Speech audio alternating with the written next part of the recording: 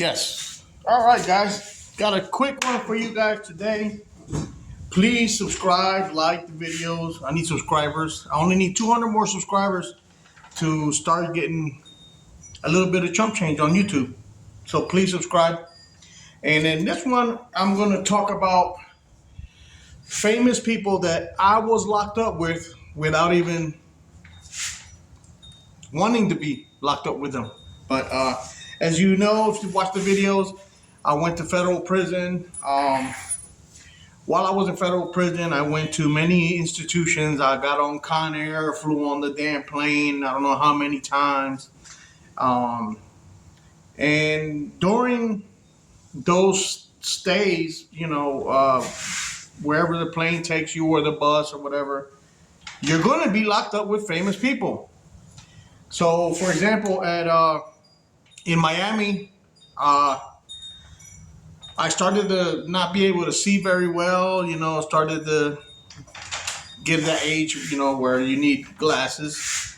And I went to apply for glasses, and they take me down to get an eye exam. And in Miami, you go down to like the fourth floor of the prison. And little did I know, man, I'm at medical, and I'm about to get my eyes checked, and next to me is none other than Carlos Noriega. Yes, he was there. Supposedly he had lost his glasses or something, and me and him talked for a little bit. I kind of knew who he was because of the TV. He was locked up in the 90s, I believe, something like that. So I remember seeing his face on television. And little did I know, he was all with the, I think it was the Panama scandal or something, if I'm not mistaken. Don't quote me because I'm not good on criminal history.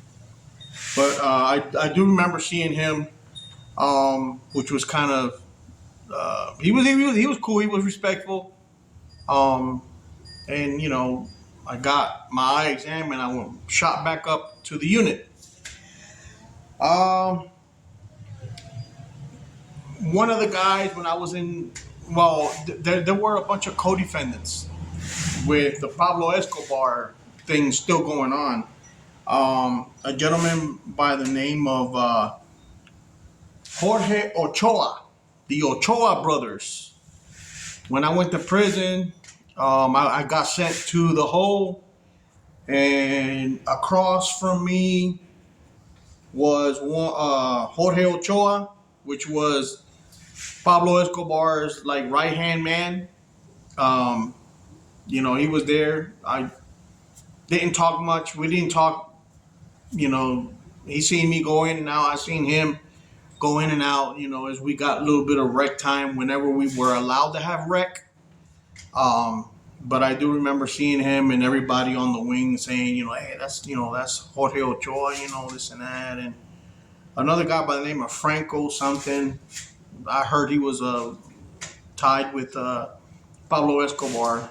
But when I was in the hole or the shoe special housing unit in the 13th floor of Miami, there was a bunch. Jorge Ochoa was not the only one that was there. He was literally right across from me. He was in the cell right in front of me, and in the cell on the right, there were what they kept saying were 11 or 10 of his co-defendants. So the rumor was that he was ratting on them, or somebody in there was ratting, and they had put their mom in there and their grandmom and everybody. And nobody wanted to do time. So that was the rumor that was going around the shoe when I was there, and Mr. Ochoa was there. Which I was, I didn't think nothing of it then because I had so many problems going on with what was going on with me and my case and things of that nature. But he was one. When I got to FCI Fort Dix, I was in the same housing unit as Boston George Jung. He was there, non-talkative guy.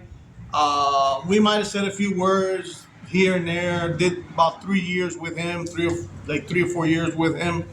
Um, Towards the end, since we're commonly seeing each other, he never came out on the yard. I think in all those years, I might have seen him in the yard once or twice. He was always in his unit, minding his business. George Young was very reserved, and he was not dumb by any means. I've seen him in the law library a few times. Very smart man.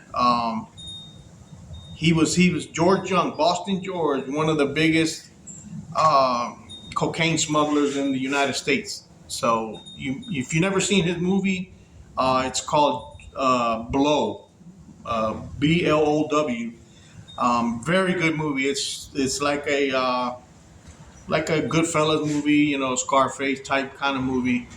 And George Young was there, and I had accompanied him. We were in the same housing unit in FCI Fort Dix. And then when I got out and I started doing my probation, little did I know that I would bump into Little Kim in my probation office. And I remember I always had a leather motorcycle, like a bomber type jacket, with the pads, and I had this real nice Joe Rocket, uh, leather jacket. And I remember walking into the probation office, and I didn't notice her at first, but she told me, "Man, Little Kim's kind of, back then she was a little bit more ghettoish, but Little Kim was like, man, that jacket's the bomb, man. Will you get that jacket?" And I chopped it up with Little Kim for a little bit, for like the 5 minutes that we had to wait while we signed in and waited for our probation officers to call us. So that was pretty cool. A lot of other people that were kind of big in the drug industry. I don't really want to bring up their names because they ended up doing some really messed up shit, like turning their mom in and their uncles and their fathers, their kids. Are It's just crazy. People want to do crime, but they don't want to do the time. So you know that was pretty cool, just to be able to, even behind bars, see somebody that's in the same situation that you are. They broke the law. In a lot of these cases, they did a lot of stupid shit. I did one stupid shit, and I got fucking sent to the worst places in the federal system. But it is what it is. So yeah, so these people, I did time with them. I bumped into them, and it was kind of cool to see them. Kind of thought that would have been a little bit interesting just to share with you guys. Real short video, and that's it for right now. I got another video coming up of the time that I have spent here in Texas. I've been here now 14 years, and a lot of things went on, and it might be for an interesting video.